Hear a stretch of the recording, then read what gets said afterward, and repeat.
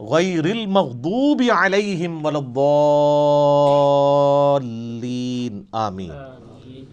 بچانا ان کے راستے سے کہ جن پر تیرا غضب ہوا اور جو گمراہ ہے۔ اور اس کے بعد بخاری مسلم میں الفاظ ہیں کہ نبی علیہ السلام سورہ فاتحہ جب بھی پڑھتے تھے تو آمین کہتے تھے۔ آمین آہستہ آواز میں، اونچی آواز میں، یہ بھی اختلاف ہے۔ بہرحال امام ترمذی نے پوری بحث کی ہے جس میں انہوں نے یہی راجح قول اختیار کیا ہے کہ جو جہری نمازیں ہیں ان میں آمین اونچی کہی جائے گی، اور جو ظہر اثر کی نمازیں ہیں اس میں آمین آہستہ کہی جائے گی۔ بہرحال آمین کہنا سنت ہے۔ یہ آمین قرآن کا حصہ نہیں ہے، اسی لیے سورہ فاتحہ جب قرآن میں لکھی ہوتی ہے کبھی غور سے آپ نے دیکھا نہیں وہاں آمین نہیں لکھی ہوتی، کیونکہ وہ نماز میں سنت ہے، قرآن کا حصہ نہیں ہے۔ اور بخاری مسلم کے الفاظ ہیں کہ اس وقت فرشتے بھی آمین کہتے ہیں، اور جب امام آمین کہتا ہے تو جس کی آمین فرشتوں کے ساتھ مل جائے اللہ تعالیٰ اس کی مغفرت فرما دیتا ہے۔ اسی لیے اس چیز کا اہتمام کیا جاتا ہے کہ آپ ولضالین سے پہلے شامل ہو جائیں۔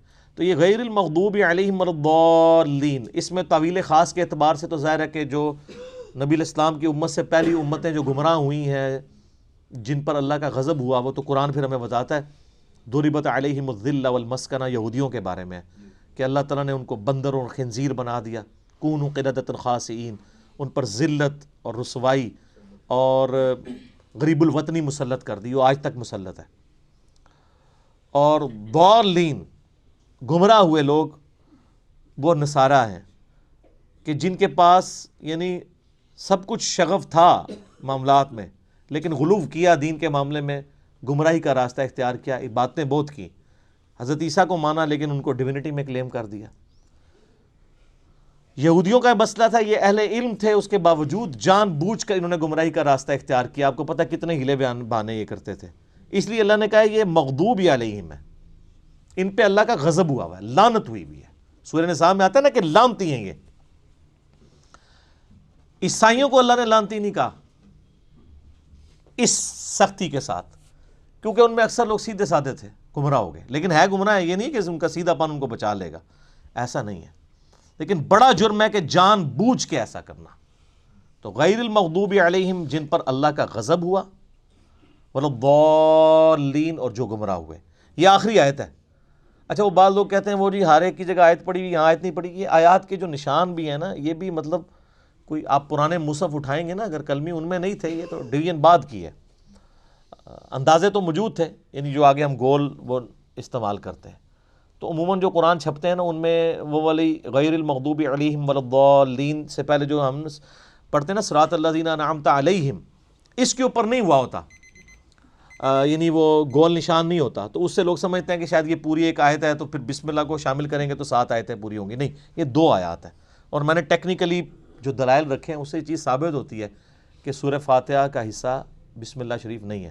اب یہ سورہ فاتحہ جو ہے اگر آپ اس کو اوور ویو کریں نا تو قرآن پاک میں جتنی بھی چیزیں بیان ہونی ہیں آئندہ آنے والے قرآن میں، سب کی جڑ اس کے اندر موجود ہے۔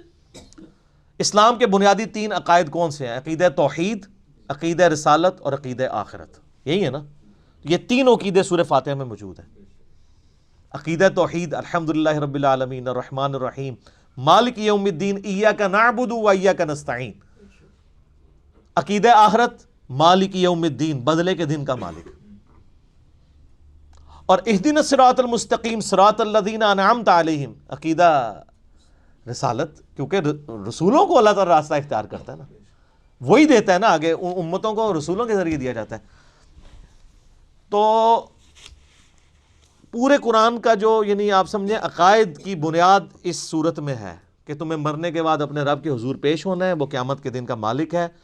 قیامت میں اللہ کے پاس پہنچنے سے پہلے رسولوں کا راستہ اختیار کر لو، توحید کا راستہ اختیار کر لو، اور اللہ سے یہ بھی دعا بھی مانگتے رہو کہ اللہ تعالیٰ گمراہی کے راستے سے اور جو لوگ جن پہ اللہ کا غضب ہوا ان لوگوں کے راستے سے بچاتا رہے۔ یہ سارا کچھ اگر آپ جمع کریں تو قرآن پاک میں کوئی ایک ٹاپک بھی ایسا نہیں ہوگا۔ جب رسولوں کا راستہ آ گیا تو رسولوں کی ساری شریعت سمجھ لیں، اس کی جڑ اس میں پڑ گئی۔